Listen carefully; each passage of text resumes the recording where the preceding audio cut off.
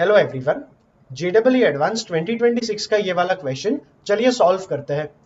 Consider a hydrogen atom with Vk, Rk and Kk denoting the velocity, orbital radius and kinetic energy of the electron in the kth orbit respectively.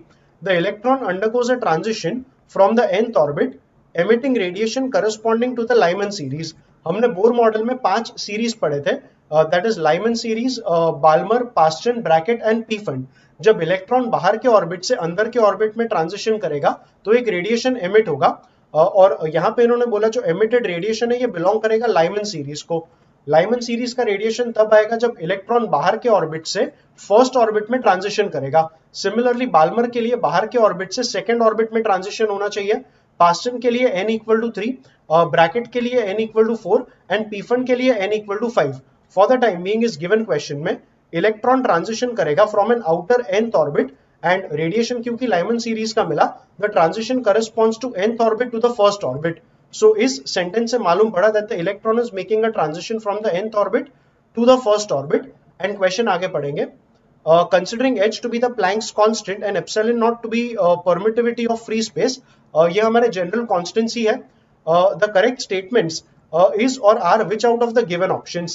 I have taken that question from section 2 of the paper where there can be one or more than one correct answers. So let's begin reading our options. The first option says magnitude of change in kinetic energy of electron can be expressed as h upon 4 pi into modulus of nvn upon rn minus v1 upon r1। हमें kinetic energy में change कितना है ये find करना पड़ेगा। And looking at the terms they are using, it will be best to use Bohr's second postulate. Bohr model का second postulate कहता है कि इलेक्ट्रॉन का जो एंगुलर मोमेंटम है, we write the angular momentum as mvr, the angular momentum of electron that must be equal to integer multiple of h by 2 pi, so this should be equal to n into h by 2 pi। So angular momentum is h by 2 pi, ये Bohr's model का second postulate था।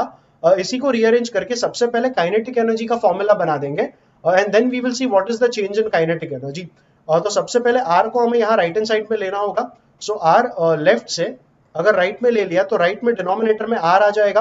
Now this is mv। Kinetic energy बनाने के लिए left and right दोनों sides पे हमें multiply करना पड़ेगा with v by 2। So mv into v by 2 is what you get on the left, and ये पूरा टर्म भी इंटू वी बाई 2 हो जाएगा।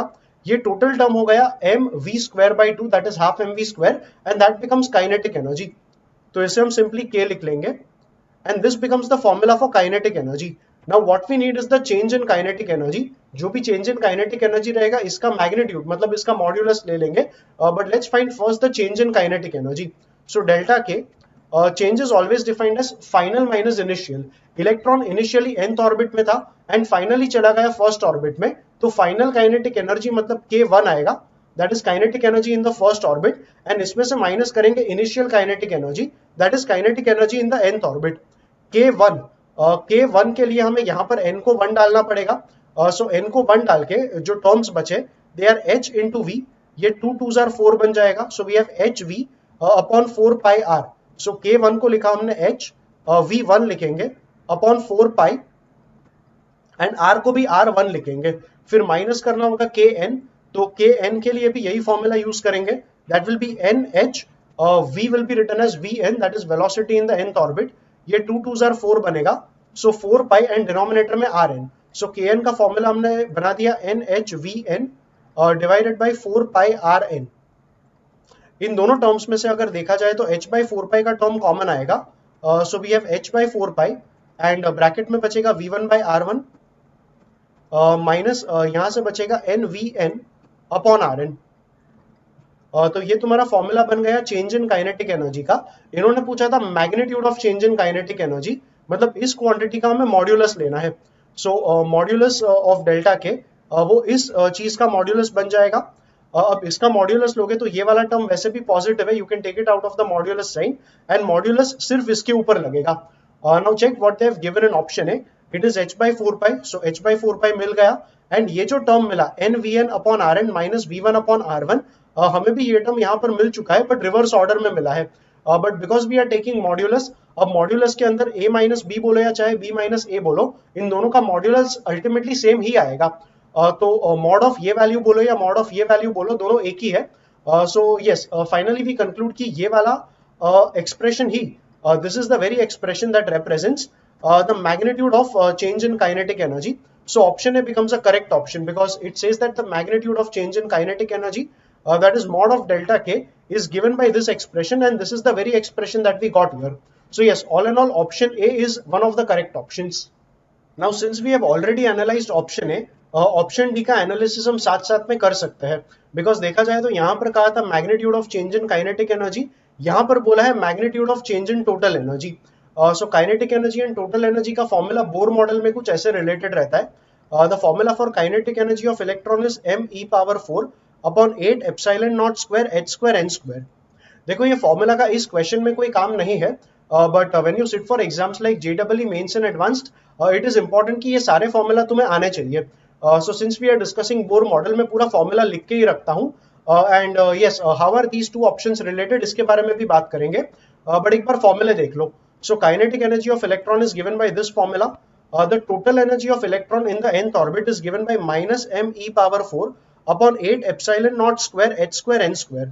सो देखोगे तो kinetic energy and total energy का जो फॉर्मूला है वो सेम है, बस काइनेटिक एनर्जी पॉजिटिव रहेगा, टोटल एनर्जी नेगेटिव रहेगा.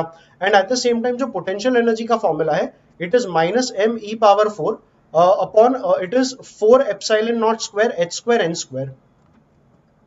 सो इन एनी ऑर्बिट, मान लो kinetic energy in any orbit, अगर काइनेटिक एनर्जी का वैल्यू मान लो 10 आ गया, 10 in what ever unit, it does not matter, but मान लो काइनेटिक एनर्जी अगर 10 आ गया तो टोटल एनर्जी आएगा -10, एंड पोटेंशियल एनर्जी ये इन दोनों का डबल आएगा एंड नेगेटिव सेंस में आएगा. तो अगर काइनेटिक एनर्जी 10 है, टोटल एनर्जी -10 है, तो पोटेंशियल एनर्जी हो जाएगा -20. So let us take these numbers only, फॉर्मूले इरेज कर लेते हैं. सो मान लो इलेक्ट्रॉन जब भी nth ऑर्बिट में था तभी ये उसके kinetic, total and potential energy के वैल्यूज थे. एंड मान लो जब n इक्वल टू 1 में आ गया, लेट अस से काइनेटिक एनर्जी ये हो गया 50, तो टोटल एनर्जी भी हो जाएगा -50, बिकॉज ये ट्रेंड तो फॉलोड रहेगा, काइनेटिक एनर्जी जो भी रहेगा टोटल एनर्जी उसी वैल्यू का नेगेटिव आएगा. सो काइनेटिक मान लो फर्स्ट ऑर्बिट में आके हो गया 50, टोटल एनर्जी हो गया -50, एंड पोटेंशियल एनर्जी फिर इन दोनों का डबल हो जाएगा, that is 100, and it will be in the negative sense. Now try to analyze what is the change in kinetic energy. Change in kinetic energy, ये तुम्हारा nth orbit, ये तुम्हारा first orbit, and change, electron is going from nth orbit to the first orbit. तो final orbit is the first orbit, initial orbit is the nth orbit. तो जो delta k का value आएगा, that will be energy in the first orbit minus energy in the nth orbit, that will be 50 minus 10, तो ये तुम्हारा 40 आ जाएगा. But then what will be delta t? Delta T आ जाएगा -50 माइनस -10, -50 माइनस -10 इज -50 प्लस 10, ये हो जाएगा -40. My point is, Bohr model के फॉर्मूले कुछ इस तरीके से रहता है कि जो भी तुम्हारा डेल्टा के रहेगा, जो भी तुम्हारा डेल्टा के का वैल्यू आएगा, it will B minus of delta T. आप फॉर्मूला से भी अगर चेक करो तो यही आएगा. The change in kinetic energy will always be negative of the change in total energy for an electron whenever it makes a transition from one orbit to the other orbit. And अगर modulus ले लोगे, अब modulus of minus delta T बोले या modulus of delta T बोलो, बात एक ही रहेगी. So modulus of change in kinetic energy and modulus of change in total energy, this will always be equal. तो यहाँ पर ऑप्शन डी में बोला है magnitude of change in total energy, this must be equal to magnitude of change in kinetic energy only. So उन्होंने expression ये वाला देके रखा है, बट हमने पहले कैलकुलेट किया था कि magnitude of change in kinetic energy ये रहेगा. So this will be the only, this will only be the expression for magnitude of change in total energy also. But यहाँ पर इन्होंने h/2π दे दिया, whereas it should have been h/4π. तो because they have given h/2π, ये option गलत हो जाएगा. बाकी ये वाला जो मॉड्यूलस वाला ब्रैकेट है, इसमें कोई इश्यू नहीं है, डेफिनेटली ये ऑर्डर इन्होंने चेंज कर दिया, but like I said modulus है तो a माइनस बी बोले या b माइनस a बोले एक ही बात है. All and all option D is incorrect, mainly because यहाँ पर इन्होंने h/2π यूज कर लिया, whereas they should have used h/4π. So yes, finally option A is correct, option D is incorrect, and we can go ahead with discussing the option B. Option B, they are saying magnitude of change in the de Broglie wavelength of the electron can be expressed as e square by 4 epsilon naught into modulus of 1 by kn minus 1 by k1. ये option देख के ही मालूम पड़ता है गलत है, because de Broglie wavelength का जो प्रोपोर्शनलिटी रहता है with kinetic energy, it involves a square root sign, because lambda का जो फॉर्मूला था फॉर लैम्बडा मतलब the de Broglie wavelength, it is represented as h by p, and p मतलब momentum and momentum को लिखा जाता था as root over 2m into k, where k is the kinetic energy. So yes, this is what I was trying to say, that the proportionality of lambda is going to be with root of kinetic energy. Specifically, the de Broglie wavelength is inversely proportional to the root of kinetic energy, and root का term यहाँ पर missing है, so B option is going to be an incorrect option. आप फिर भी कोई formula अगर बनाने का try करोगे, they are asking magnitude of change in the de Broglie wavelength. Change in de Broglie wavelength मतलब delta lambda. Delta lambda means once again final minus initial. Final मतलब lambda 1 and initial मतलब lambda n. So lambda 1 minus lambda n. Lambda 1 you can write it as h upon root over 2m k1, and minus lambda n मतलब h upon root over 2m kn. You can take h by root over 2m common, and फिर bracket में जो बचेगा that will be 1 by root k1 minus 1 by root kn. But then you can see that the root k term is appearing in the expression for delta lambda, and ऐसा root k का term यहाँ पर नहीं है. You can for once again argue that h by root over 2m, इसे rearrange करके अगर ये e square upon 4 epsilon naught लाने का try करेंगे, तो क्या कोई काइनेटिक एनर्जी का टर्म नहीं आएगा? It somehow doesn't happen, because ऐसे कोई इक्वेशंस बनते नहीं है by using either the Bohr's first postulate or Bohr's second postulate, and because इसका कन्वर्जन करके भी तुम्हारा कोई रूट के का टर्म नहीं आएगा, option B is an incorrect option. All and all देखना यही था कि जो de Broglie वेवलेंथ है, de Broglie वेवलेंथ का dependency with kinetic energy involves a square root sign, and because the square root sign was missing, option B had to be an incorrect option. So yeah, we have discussed option B, and finally we can discuss the last option, that is option C.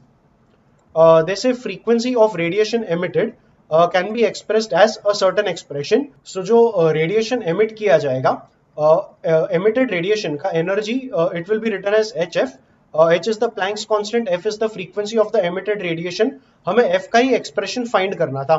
So if HF is the energy of the emitted radiation, this should be equal to the difference in energy levels of the two orbits.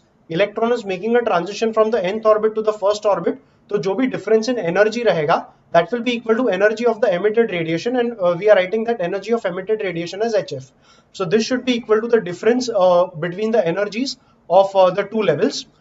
Electron का energy बाहर के orbit में ज्यादा रहता है, अंदर के orbit में कम रहता है. सो बाहर का orbit is the nth orbit, यहाँ पर इलेक्ट्रॉन का एनर्जी ज्यादा रहेगा.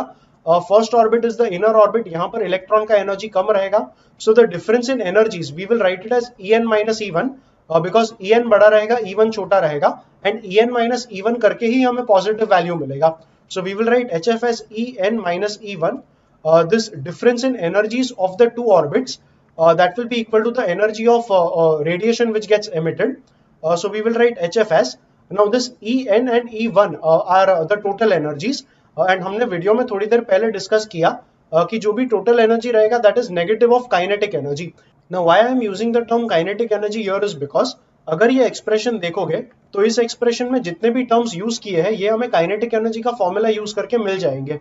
कैसे, ये देख लो. सो काइनेटिक एनर्जी का फॉर्मूला लाने के लिए बोर्स मॉडल का फर्स्ट पोस्टुलेट यूज करो. It states that the centripetal force mv square by r, the centripetal force required for circular motion of electron, it is obtained by electrostatic force of attraction between the electron and nucleus. The electrostatic force of attraction is given by k E into E divided by r square. यहाँ k मतलब 1/4 pi epsilon naught, E मतलब electron का charge, ये E मतलब proton का charge. So overall k को अगर लिख देंगे 1/4 pi epsilon naught, इसे भी E स्क्वायर बना देंगे, तो फॉर्मूला बन जाएगा E square upon 4 pi epsilon naught, and r square भी था, ये r और ये r स्क्वायर कैंसिल हो जाएगा. So on the left we will have mv square, and right में सिर्फ r का टर्म बचेगा, and mv square divided by 2, ये काइनेटिक एनर्जी का फॉर्मूला हो गया. तो यहाँ पर भी हमें डिवाइड बाई 2 करना पड़ेगा, और ये डिवाइड बाई 2 करके ये 2 4s are 8 बन जाएगा in the denominator. So we will write this directly as 8 only, and ये तुम्हारा फॉर्मूला बन जाएगा काइनेटिक एनर्जी का. So the formula for kinetic energy is this, and total energy is negative of kinetic energy. तो यहाँ पर HF लिखते time we need total energy in the nth orbit which will be given by E square upon 8 pi epsilon naught Rn, but in the negative sense, because अगर ये kinetic energy है तो total energy is negative of kinetic energy. So we are writing En as minus E square upon 8 pi epsilon naught. nth orbit का energy है तो radius भी nth orbit का आएगा which is Rn, minus E1. E1 लिखा जाएगा again by the same formula, अगर kinetic energy का ये फॉर्मूला है तो इसी का नेगेटिव करके टोटल एनर्जी आएगा, and total energy in the first orbit will be minus E square upon 8 pi epsilon not R1। ये ब्रैकेट अगर ओपन कर देंगे तो ये ब्रैकेट ओपन करेंगे, ये नेगेटिव की वजह से ये वाला साइन पॉजिटिव हो जाएगा, and the common terms that we can take are e square upon 8 pi epsilon naught. So e square upon 8 pi epsilon naught, bracket में पॉजिटिव में बचेगा 1 अपॉन R1 एंड नेगेटिव में आ जाएगा 1 अपॉन Rn। सो 1 upon R1 minus 1 upon Rn, ये तुम्हारा final formula आ गया for HF। अगर H को यहां से नीचे डिनोमिनेटर में ले लेंगे तो ये आ जाएगा H यहाँ पर, एंड फाइनली फ्रीक्वेंसी का जो एक्सप्रेशन बना it is E square upon 8 by epsilon not H, bracket में 1 by R1 minus 1 by Rn, and compare it with what they have given here, e square upon 8 pi epsilon naught h, we got that here, and 1 upon R1 minus 1 upon Rn in bracket we got that as well over here. So yes, frequency of radiation emitted, इसका formula, इसका expression यहाँ पर जो दिया है हमें वही मिला, and that makes option C one of the correct options. So all and all इस क्वेश्चन के लिए options A and C are the correct options. In my view it was neither a very easy nor a very difficult question. देखो इस question में ultimately हमने किया क्या था, we took Bohr's model postulates, इनका रीअरेंजमेंट किया और हमने चेक किया कौन सा ऑप्शन सही है और कौन सा गलत। सो ऑल एंड ऑल आपको बोर्स मॉडल अच्छे से आना जरूरी है। जो रीअरेंजमेंट भी हमने किया ये थियरी का पार्ट नहीं था। इस तरीके का रीअरेंजमेंट प्रैक्टिस करने के लिए आपको बहुत सारे पीवाईक्यूज का सॉल्विंग करना पड़ेगा। You should also practice question from popular reference books, and yes, with the right amount of practice of Bohr's model, this question might seem easier, and practice अगर थोड़ा कम रहेगा तो ये question थोड़ा tough भी लग सकता है। All in all, I felt it was a moderate level question and perfectly fit for an exam like JEE Advanced. Still, आपके इस question को लेके क्या views है नीचे comment करके जरूर बताना। Atoms, molecules and nuclei अगर अच्छे से पढ़ना है तो लेक्चर वीडियो का लिंक नीचे डिस्क्रिप्शन में मिल जाएगा। वीडियो को लाइक करना, चैनल को सब्सक्राइब करना, और हम मिलेंगे अगले वीडियो में।